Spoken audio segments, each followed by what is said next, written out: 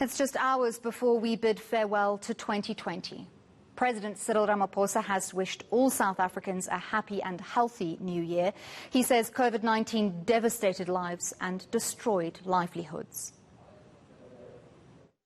My fellow compatriots, as we reflect on the year that now draws to a close, we see a world that is fundamentally different to anything we have known before.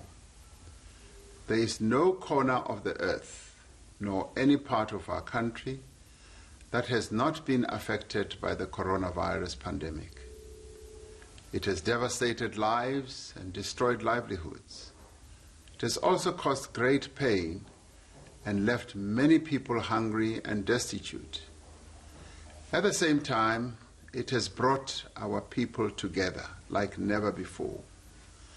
The pandemic has demonstrated our people's great capacity for cooperation, for solidarity, and shared endeavor.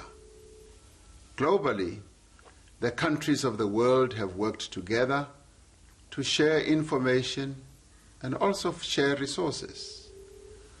Our continent, under the leadership of the African Union, came together to develop a common response to this pandemic and found an innovative way to ensure all countries on our continent have access to essential medical supplies. We have gone out to the rest of the world to advocate for debt relief and mobilize funds for Africa's coronavirus response and for its economic recovery. In the face of this unprecedented crisis, South Africans have demonstrated the true meaning of ubuntu. We have taken responsibility for each other's welfare by donating our time, our energies, and our resources. Working together, we have mobilized the nation's resources under difficult conditions and in a very short space of time to support poor families, protect jobs, and keep businesses afloat. It has been a year of uncertainty, but it has also been a year of great pain, worry, and loss. Many people have been called upon to make huge sacrifices. Many have been worried for their jobs. Many have struggled to make a living. Nearly all South Africans have had to spend time separated from their loved ones. As this year draws to a close, we mourn the loss of relatives, friends, colleagues, and neighbors who succumbed to COVID-19. As a nation, we mourn the loss of several eminent South Africans and people from all walks of life. Even as we were struck by coronavirus, we had to confront another pandemic that has long plagued our nation. We mourn the many women and children who lost their lives at the hands of men. We think of the many more who have had to endure rape and beatings, abusive relationships, and sexual harassment. We think of the many children that have been injured and traumatized by adults, the very people who are responsible for their well-being and safety. And yet, in the face of both these pandemics, South Africans have remained resolute, determined to overcome the coronavirus, and determined to end gender-based violence.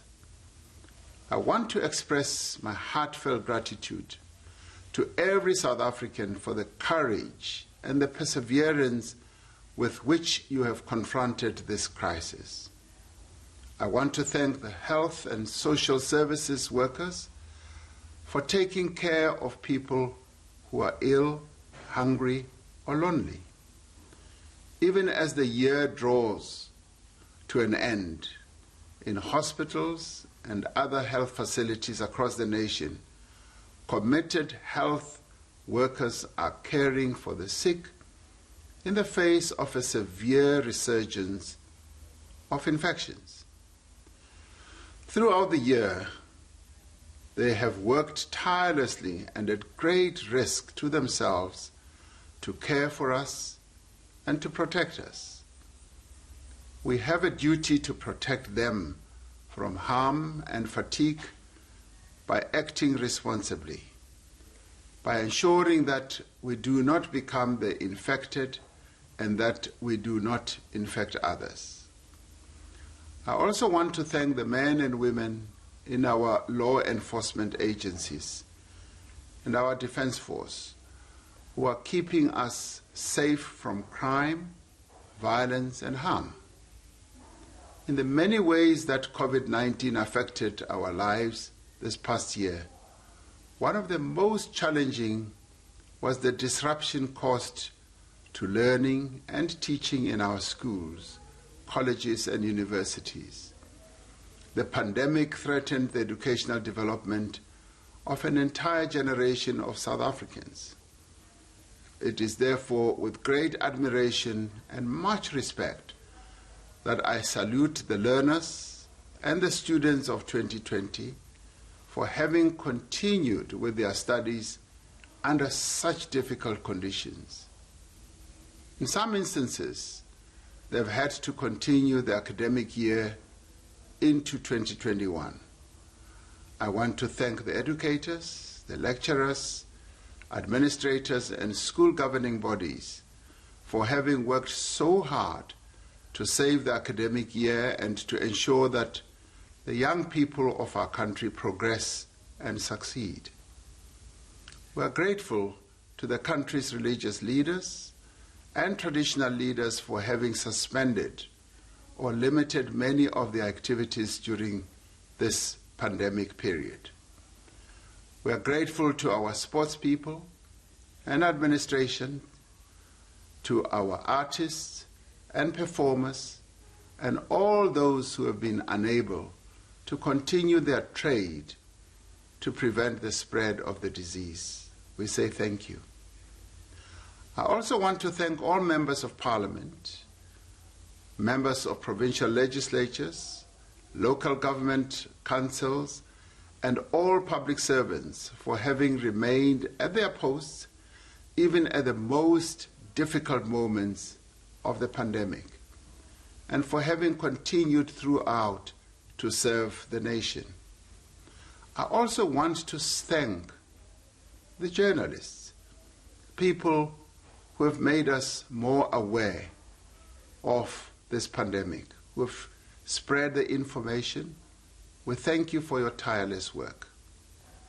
We enter a new year ready to rebuild our economy, to revive businesses, and to restore jobs, and to continue our drive for new investment. Working together in partnership, we are undertaking an ambitious recovery plan to build new roads and water projects, human settlements, and power generation plants.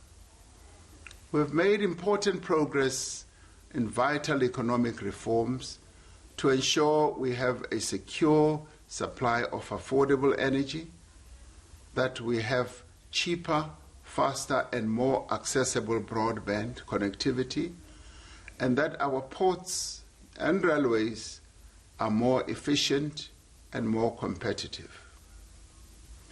We are creating public employment opportunities that contribute to the betterment of people's lives and providing greater support to the small businesses that drive growth and create jobs for our people. We are accelerating the redistribution of land and improving the support provided to beneficiaries.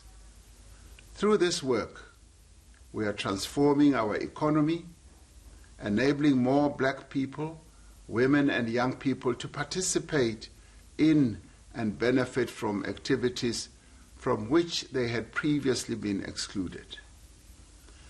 Due to the disruption caused by the pandemic, we have had to learn to work, to learn, to trade, and to socialize in new and different ways. We have harnessed technology as never before to keep our economy working, and we need to use the great advances we've made to shape a new world of work that is more productive, more efficient, and more focused on the needs of our people. We're just a few hours away from the birth of the African Continental Free Trade Area, which will fundamentally change the economic fortunes of our continent. It is the start of a new era of trade between African countries, when the continent will produce the goods and services it needs, when its economies will grow, economies will industrialize and also diversify, when it will realize the great potential of its abundant natural and human resources. I call on the entrepreneurs of our nation to seize the abundant opportunities that this historic development will present to explore new markets and build new partnerships and new businesses. This is an opportunity to empower the women of Africa through special trade arrangements, through financial inclusion, and also preferential access to government and private sector procurement processes. South Africa's chairship of the African Union is now coming to an end, just as we also end our term as a non-permanent member of the United Nations Security Council. Through these important bodies, we have championed the cause of peace and development, not only in Africa but across the world. We have worked to strengthen the multilateral institutions that are so necessary for global cooperation and for the sustainable development of all nations. The year ahead will be challenging and difficult. We are in the midst of a second wave of coronavirus infections, which may even be much worse than the first wave. And while we are greatly encouraged by the progress made in developing an effective vaccine, we know that it will be some time before the pandemic ends. The year ahead will therefore require our greatest effort as well as resilience. The past year has shown that we are capable of, when we are united and when we work together for the good of all. It is this spirit that will carry us into the new year and which will enable us to prevail but also to prosper. I'd like to take this opportunity to wish every South African a happy and a healthy 2021. Nkosi sikelela i-Africa. God bless South Africa and her people.